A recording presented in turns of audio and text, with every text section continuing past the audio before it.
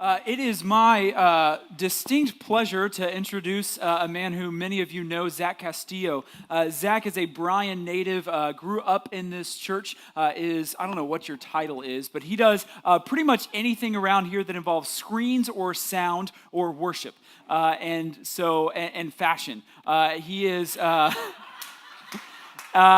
every Thursday morning, I wake up, and when I put on my outfit, I ask myself the simple question, would Zach Castillo wear this? And if the answer is yes, then you see it here. If the answer is no, then I burn those clothes, actually. But in all seriousness, Lakeway would not be Lakeway without Zach.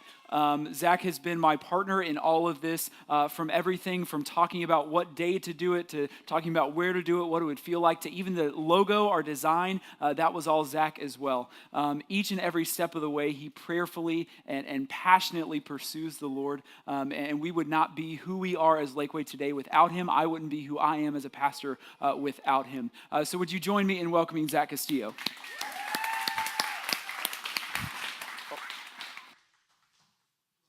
Here we go. There we go. Quite the intro. I appreciate that a lot. I'm going to pray one more time before we get started. So bow your heads with me. Oh, God, I come to you just saying, please use me. Please use this time. God, we are ready to hear from you. And Lord, I just pray that if anything I say is confusing or misleading, that you would just let it fall away, and that people would just draw close to you and hear what you have for them tonight. So Lord, use me and use this time. In your name I pray. Amen.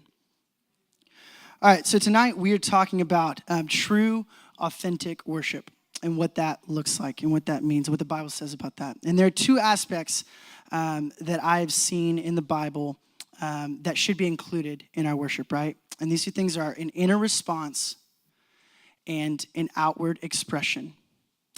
And both of these things serve to ultimately put on display God's glory and his worth. So those are the two things that I kind of see that we need to look at to understand what true worship is. And so we know that there's a distinction between what's going on inside of us and what's going on externally, right? Whatever we're saying, because of Jesus' words in Matthew 15. So we're going to look at 15, 8 through 9. This people honors me with their lips, but their heart is far from me. In vain do they worship. And so, I don't know about you, but that verse is kind of abrasive. I mean, it kind of seems harsh, and it's kind of hard to read, because if I'm honest, I've been there in that place more times than would be willing to admit, right? Where something that I was saying or singing wasn't matching or isn't matching what is going on in my heart. Or the other aspect of this is that we are singing or saying something so absent-mindedly that we're not paying attention to the weight of the words that are coming out of our mouths, because they aren't matching up with where our heart's actual posture is. And so this disconnect between what's going on internally and what's coming out externally is very dangerous, because we know from this passage that the result is in vain. The result amounts to nothing. It's worthless, right? Those words are empty because there's no heart, there's no spirit behind the words. So, what does a healthy heart posture look like? What is the right internal response to God? And Jesus gives us this example, an example of what this should look like when he's talking to a Samaritan woman in John 4. And he says this, "The hour is coming and is now here, when the true worshipers will worship the Father in spirit and truth. For the Father is seeking such people to worship him. God is spirit, and those who worship him must worship in spirit and truth." And so what does this mean? What does this mean to worship in spirit and in truth? It seems really clearly stated there that is how we are supposed to worship. That is the key to true worship. What does it mean? Spirit and truth represent two pieces of us, right? Spirit is representative of our heart, and truth is representative of our head, in our mind. And so first we're going to look at truth. What is worshiping in truth?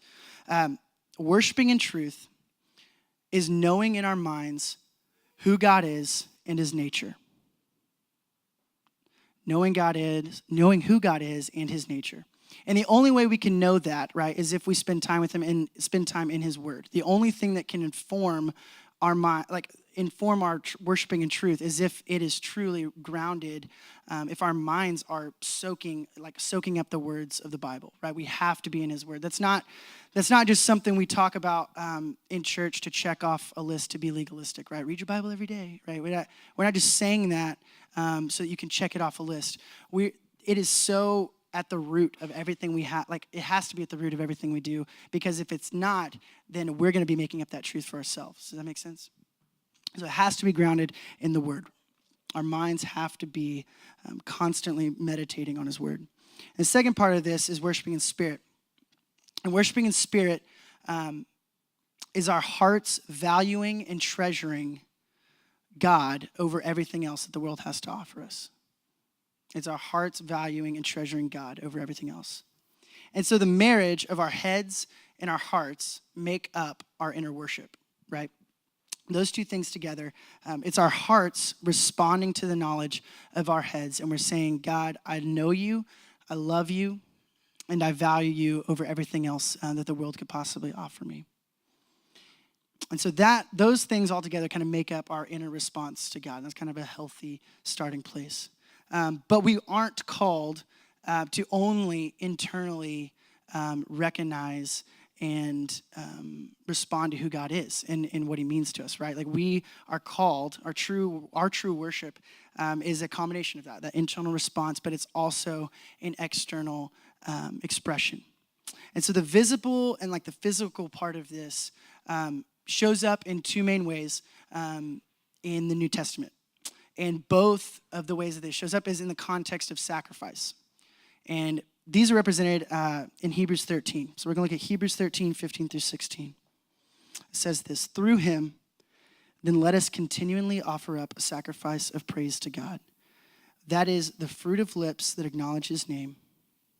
Do not neglect to do good and to share what you have, for such sacrifices are pleasing to God. So we see two examples that make up our external expression, right, in this passage. The first part being an act of praise.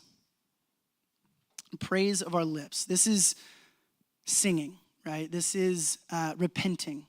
This is speaking out loud of who God is and his worth. And this is why at church we put worship services together. That's why we put small groups together, right? It's to all of these things serve the purpose of fostering an environment where we can practice praising his name, right? Vocally and out loud, and to foster this aspect of praise. So the second outward expression that's kind of the example given in this passage is an act of love with our hands and feet, with our bodies, right? And so at the root of that, we can sacrifice our time. We can sacrifice our money. We can sacrifice our gifts, right? All of these things that we can sacrifice, we can lay down. And we can, when we do all of those things completely out of love for other people and out of a true desire to put on display God's glory, we then, right, become worshipers in our daily lives. If our lives look like that, we are worshiping nonstop. So to wrap kind of that up in one sentence, if anything I already said is confusing or overcomplicated, listen to this. When we seek to worship authentically, right, internally, our hearts are responding to the knowledge of our heads. The knowledge in our head being who God is and his nature. And then we are outwardly expressing that value, that we value God. We're expressing it outwardly through our words and our actions. So now we kind of have a working definition. I want to get a little bit more practical. What does this actually look like in our world, in the church, not in the church, outside of the church? What is true worship look like? And the first thing I want to point out is that our truest, most honest worship should never and it should never be confined to music or to a worship service.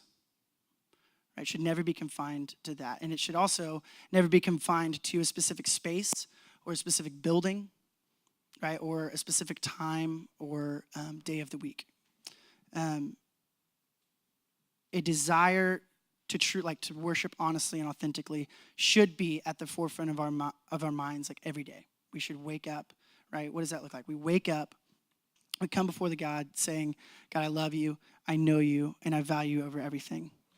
And we're at home, we're glorifying him. We go to work with our coworkers and strangers we may meet. We are seeking to glorify him and make his glory known, his worth known.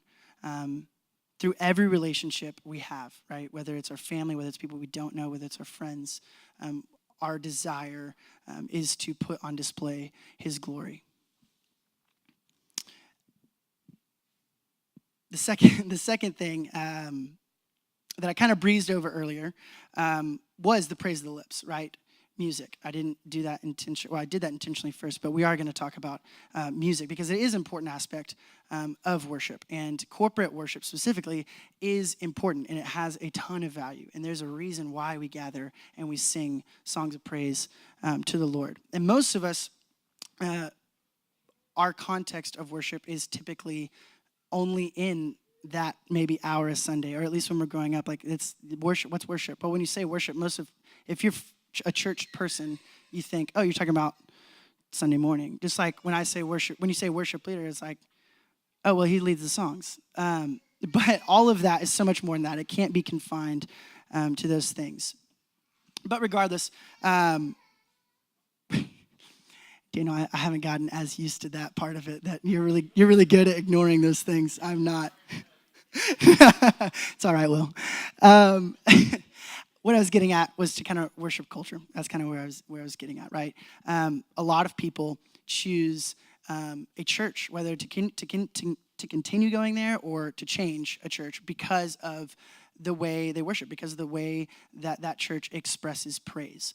And the two things that I kind of see that point and identify and mold worship culture ultimately come down to kind of like what kind of music are you playing? Like, you have a guitar? Do you have an organ? Like, what's leading there?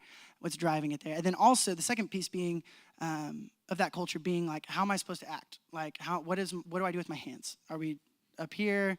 Are we in our pockets? Right? Like, how am I supposed to act in this body?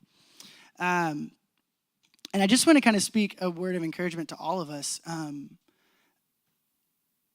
To not ever get like caught up in what other people look like when we worship, like that even choosing a church because of that is not necessarily the purest of intention, right? Is not even necessarily why we're here in the first place.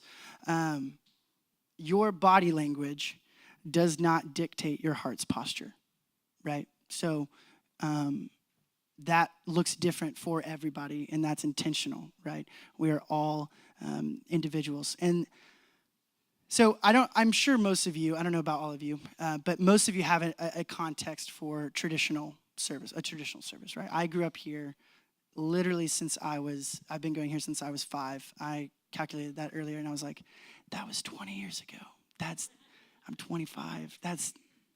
Yeah, it made me feel really old, but it makes Jerry even older. So I need to bring that up to him again. That was 20 years ago. But I was thinking about traditional worship, right? And like I've learned throughout my childhood, and I've still had to wrestle with it, like as I attend more traditional settings now, is like once again, like just being reminded, like body language does not dictate heart posture, right? And I remember, like I said, traditional service. We were in that little building in the front. Imagine me like 2 feet, 3 feet shorter maybe. I grew a lot out later, but 10 years old. I got my little tie on because everyone used to still dress up for church back then. I'm just saying. There's piano, there's organ, there's a choir, right? We had hymnals. We actually just sang from the hymnal. There was no screen. Like, they didn't put the words up on the screen.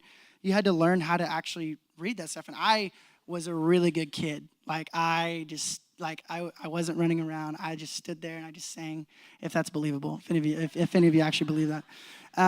But I remember being about 10 years old, and because I was definitely aware of what was going on, and like I already knew the Lord, and like knew that I like had a relationship with Him. It didn't look anything like it did a few years later, but like I knew what was going on. I was aware, and I vividly remember standing there in my hymnal. You know, my brother's goofing off, but I'm right there. I'm right there in it, and I look over and I see someone like this while we're singing the song. And I mean, in my childlike brain, I do remember, I'm a little embarrassed to admit, but I remember thinking, it's kind of a bad time for a question. We're trying to worship right now. You know, like, because the context that I had worshiped up until that point, right, was pretty limited. You know, like I had never seen anyone do that. I was like, what are they doing? You know? Anyways, as I got older, I started to experience a lot more. I started to worship in a lot more different contexts. I started going to other churches, right? I started playing in the worship band when I was in like 7th grade. So that started to open up, right, all of these different experiences. And I started to lead at school. I went to private Christian school, so we had chapels. So I was playing worship music all the time. I was around other people leading worship all the time. Then I started to lead in high school. And I remember like being in high school at other churches in town, like with my friends, and feeling like uncomfortable or like insecure during worship because my body language didn't match like whatever they were doing, right? Like it did. I remember feeling like, well, man, like they're doing that, whatever that is, right? Dancing, hands up, whatever it is, like they're doing that. They must know something I don't, right? Like they must know the Lord more than I do, or they must just be nearer to the Lord. And I just want to say that that's just a lie, right? Like that your heart's posture is what is important, and your body language does not necessarily dictate that heart posture. That is what the Lord cares about, is how you are coming before Him with your heart.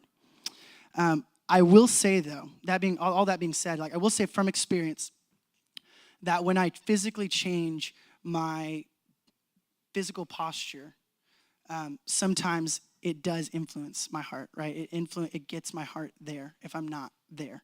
Changing and getting a little uncomfortable sometimes allows me to encounter and experience the Lord in new ways, right? And in sweet, sweet ways.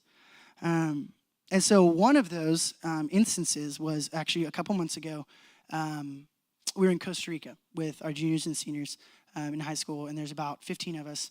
And yeah, I could go on and on about Costa Rica. I love that country and love the people. But we were serving with a missionary family down there.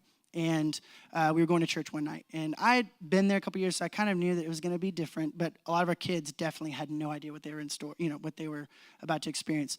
And we pull up, we're at the church, and it looks nothing like a church, right? It is truly a warehouse. You would maybe park your car in here, but most of us wouldn't, because we'd be like, nope, it's not safe here. We're not going to park our car here. But that's where we're having church. And we walk in, and there's a stage just like this. There's a sound system. There's chairs. And there's a ton of people already there, like over 100 people, probably 100 people.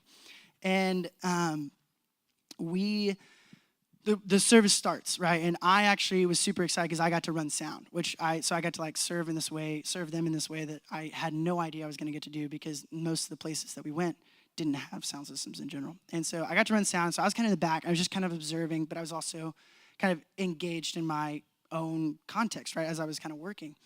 And the service starts, it's all in Spanish, right? And from the first song, I see there's kids, adults, women, children in the front, jumping up and down like a rock show.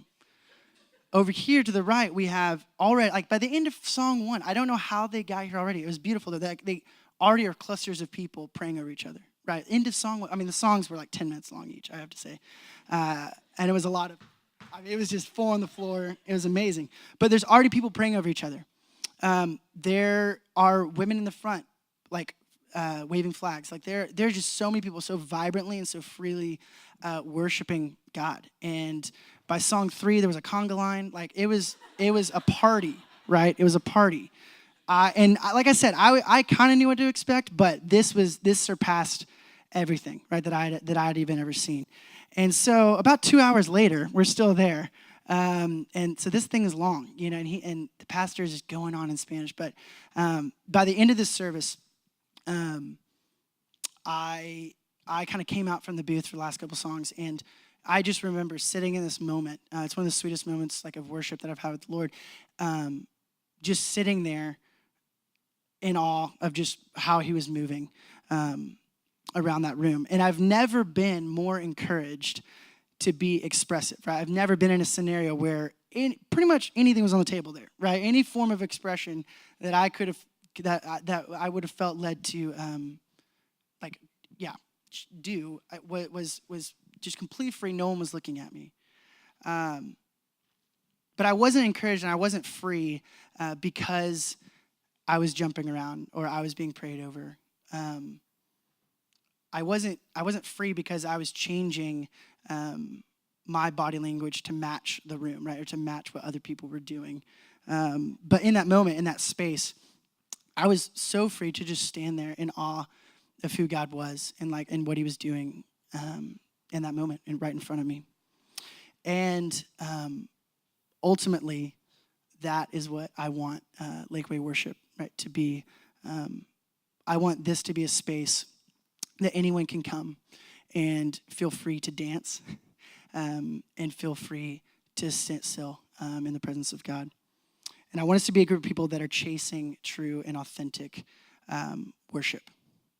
During this time, 7 p.m. Thursdays, and then as we leave from here, as we, Daniel talks about with our vision, right, it was being people of faith, that we're walking in faith.